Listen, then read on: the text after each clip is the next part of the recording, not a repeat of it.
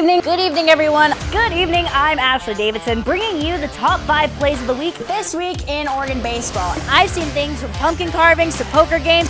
Let me say that again, double overtime. Probably one of the worst calls in baseball history. He makes this turn maneuver, ooh, so fancy, gets that right into the goal. Total domination. Anthony Nelson says not today and actually walks into the end zone. Reporting for Duck TV Sports, KSBW Action News 8. KWVA Sports, I'm Ashley Davidson. Here at Salinas Regional Soccer Complex, Monterey Bay FC fans are trading the stands for the field. The Rising Tide's weekly pickup games are bringing out some of the best of local soccer players, as well as a little bit of friendly competition. Well, folks, it's not every weekend that the Wild West rolls into Eugene, but this one, we've got 8 seconds of chaos, courage, and a whole lot of cowboy hats, as PBR has returned to Eugene for another year. Now on to football news. The Niners have put the first week of training camp in the books, and now the Red and Gold have today off. The Niners got to throw the pads on in the last 2 sessions of the week. With that, we got to see a little action from rookies, and already there are a few standouts. Injury is also in the air this week as Jawan Jennings is dealing with a calf injury instead of a new contract. It's halftime here at Cardinale Stadium, where Monterey Bay FC is taking on FC Tulsa, the #1 team in the Western Conference. Now, FC Tulsa is currently leading Monterey Bay 1-0, and Monterey Bay just can't seem to get their chances in the net. At the end of halftime, they will have one more half to try and not only tie, but take the lead. Dan, back to you in the studio. I'm here with Katie Fiso, just coming off of the win. Congratulations, by the way, almost a 50-point game. How are you feeling in this game and getting that first season win? One run could have changed the game. Instead, it was one call. Oregon Baseball's Anson Arrows was ejected from Game 1 of the Eugene Regional, and fans are saying that the decision is probably one of the worst calls in baseball history.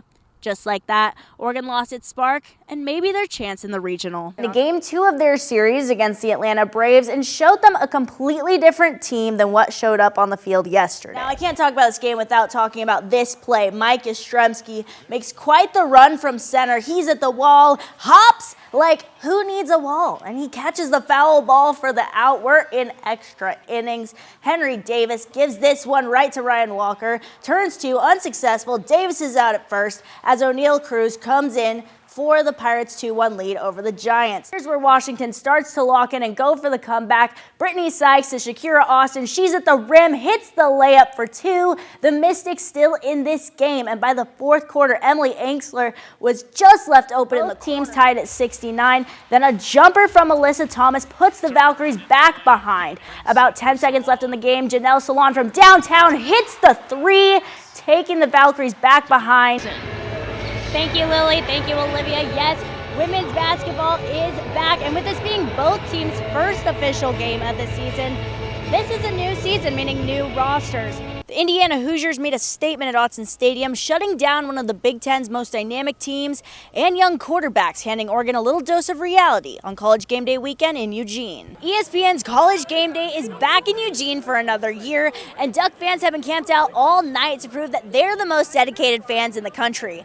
They've been lined up all throughout campus, and in this line, I've seen things from pumpkin carvings to poker games and even Santa Claus. But forget Christmas morning, this is College Game Day. New Year's Day here in Pasadena, California, and not only did the new year bring an end to 2024, but an end to the Oregon Ducks' undefeated winning streak and chance in the playoffs. Tonight, the Ohio State Buckeyes defeated the Oregon Ducks 41-21 in the Rose Bowl. Roses are red, violets are blue, Oregon baseball is back, and Grayson Grinzel is too. On a Valentine's Day home opener, the Oregon baseball team defeated the Toledo Rockets 5-2, where Grayson Grinzel delivered a great game on the mound. What was it that drove in this win for your team in this game? That's a good question. You mentioned before the second half that the defense was helping drive your offense. Did you find that the same case in the second half, or what was working better in the second half? And in these exhibition games, we've seen great things from Ahisa Tute as well as Sarah Rambis. Taking a look at some of their stats, they are going to be the ones to look out for to replace the big shoes of Filipina Che. Some games carry more than just bragging rights, and for Oregon senior Bryce Betcher, this year's Civil War matchup was the perfect mix of performance, pressure, and hometown pride. Growing up in Eugene, Betcher didn't just watch this rivalry, he lived it. And in his final Civil War as a Duck, he gave fans one more reason to cheer. In today's game, Betcher had 10 tackles, contributing to Oregon's 41-7 win over Oregon State, doing so with a little bit of craziness and attitude, according to his teammates. Bryce Betcher? Yeah. That man crazy. But he's the leader of our defense, man. Like, everyone should strive to be like Bryce. Yeah, Bryce is crazy, man. He's just the guy that you want to be your Mike linebacker. I mean, his communication is amazing. He flies around every day at practice. He was a walk-on at first. He doesn't take none of this for granted. This week was very special for him, and he made sure every day, I felt his energy. Of course, he's just a great guy at heart, and we love him to death. We call him Mr. Eugene. Yeah, this was a special one. Leading up to the game, it was ultimate preparation, and then, I was definitely on one today, if you ask any of my teammates. And obviously I played hard, and it was a good team win. Though this may be Betcher's last time facing the Beavers, it certainly won't be his last time on the football field, as Betcher and the team is flipping the switch for their next game against Penn State next Saturday. Reporting from Autzen Stadium with Duck TV Sports, I'm Ashley Davidson. Players come and players go. And with this team tonight, the Oregon Ducks defeated the Washington Huskies 49-21 in what Dan Lanning referred to as the most connected team in Oregon history.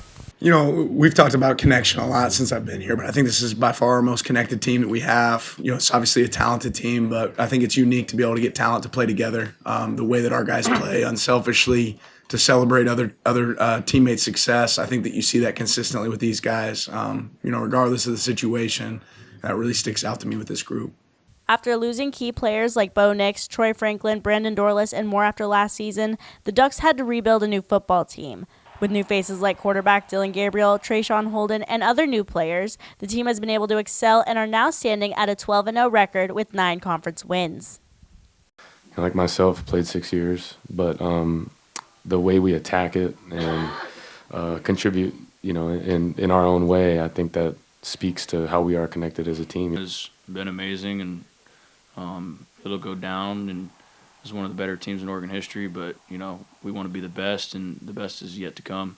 Yeah, of course. How can you win games without being the most connected team? I love you, Tennessee. I love you, Bird.